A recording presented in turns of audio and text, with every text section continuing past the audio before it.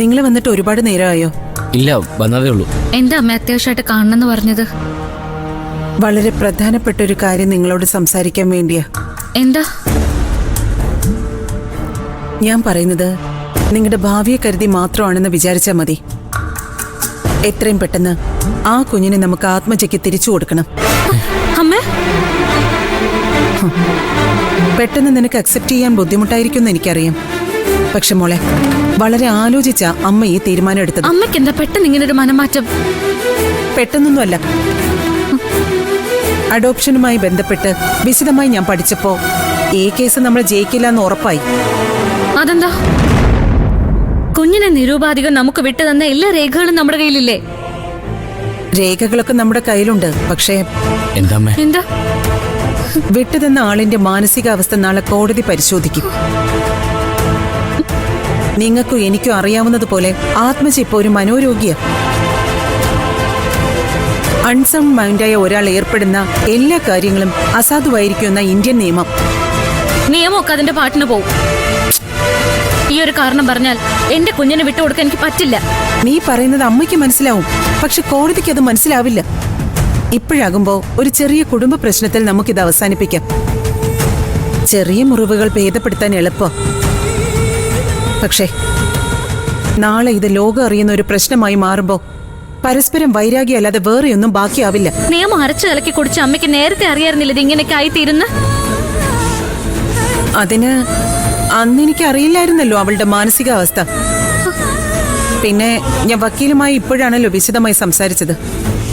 അമ്മ എന്തൊക്കെയോ മറച്ചു വെക്കുന്നുണ്ട്. തുറന്നു പറയാൻ എന്താ അമ്മയുടെ മനസ്സിലെന്ന്?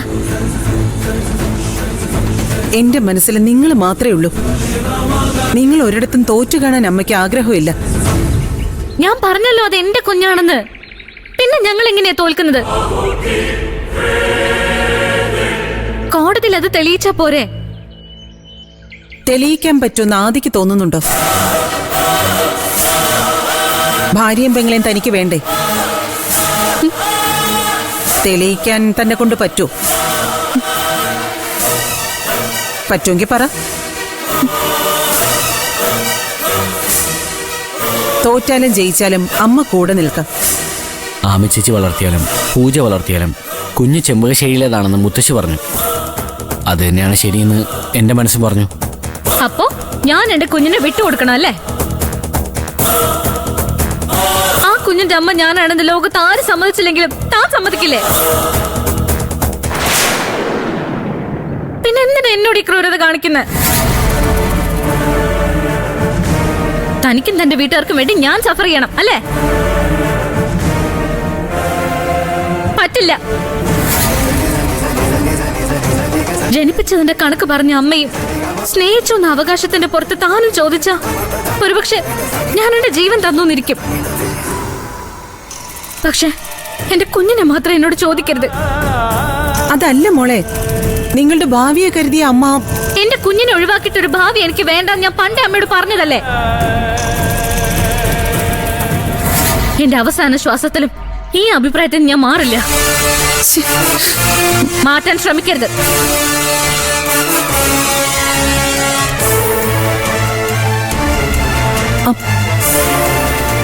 മോനെ, ഞാൻ പറയുന്നത് നീ എങ്കിലും മനസ്സിലാക്കണം. ഞാൻ മനസ്സിലാക്കിയോണ്ട് കാര്യമൊന്നുമില്ലല്ലോ അമ്മേ.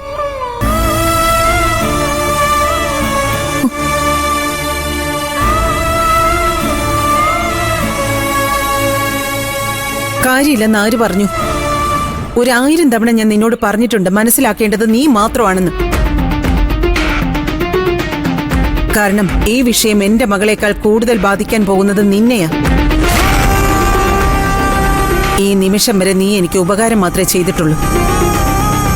ഇത്രയും വലിയൊരു അപകടത്തിൽ നിന്ന് നിന്നെ രക്ഷിക്കാനുള്ള ഉത്തരവാദിത്തം എനിക്കുണ്ട്. അമ്മ എന്താ ഇപ്പൊ ഇങ്ങനെ? എങ്ങനെ?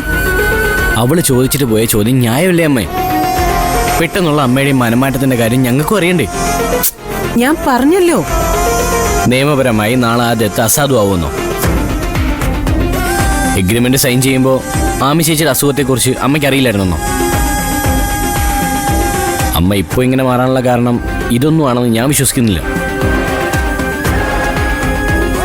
നിയമം അരച്ചു കലക്കി കുടിച്ച അമ്മയ്ക്ക് പിഴക്കില്ല എന്ന് എനിക്ക് ഉറപ്പുണ്ട്. ഒരു വാശിക്ക് എന്റെ മകളെ ജയിപ്പിക്കാൻ വേണ്ടി അന്ന് ഞാൻ അവളുടെ എടുത്തുചാട്ടത്തിന് കൂട്ടുനിന്നു എന്നുള്ളത് സത്യം. പക്ഷെ ഒരു വാശിക്ക് ചാടിയ 9 വാശിക്ക് തിരിച്ചു കയറാൻ പറ്റില്ല എന്ന് ബോധ്യപ്പെട്ടപ്പോ ഞാൻ എന്റെ തീരുമാനം മാറ്റി. എന്റെ ഒരു ചെറിയ വിവരക്കേട് കൊണ്ട് നാളെ എന്റെ മക്കൾ ദുഃഖിക്കാൻ പാടില്ലെന്ന് ഞാൻ ആഗ്രഹിച്ചു. അങ്ങനെ ഓരോ ആഗ്രഹങ്ങളുടെ പുറത്തല്ലേ നീയും സ്വയം ഉരുകിക്കൊണ്ട് ഇപ്പൊ ഈ കാട്ടിക്കൂട്ടലുകളൊക്കെ നടത്തുന്നത്. റെക്കോർഡിക്കലായി അത് ആത്മജയുടെ കുഞ്ഞ്, പൂജയ്ക്ക് അത് പൂജയുടെ കുഞ്ഞും.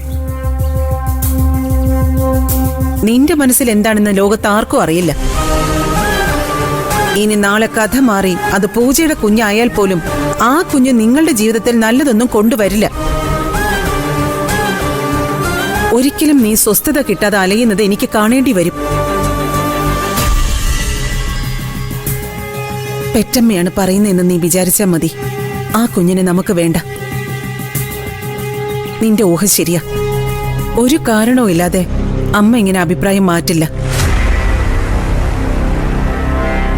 പക്ഷേ കൂടുതലൊന്നും മോൻ എന്നോട് ചോദിക്കരുത്. ആ കുഞ്ഞിനെ സ്വന്തമാക്കാൻ അമ്മ എത്രത്തോളം വാശി പിടിച്ചോ അതിന്റെ 1000 ഇരട്ടി ശക്തിയിൽ അമ്മ പറയുന്നു ആ കുഞ്ഞ് നമുക്ക് വേണ്ട.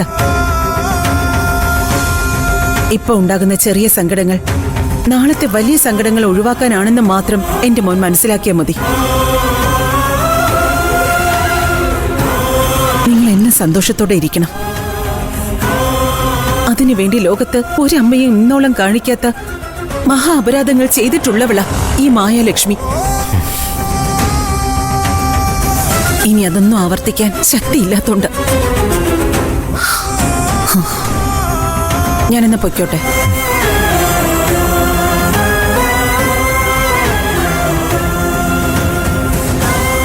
പോട്ടെ മോനെ.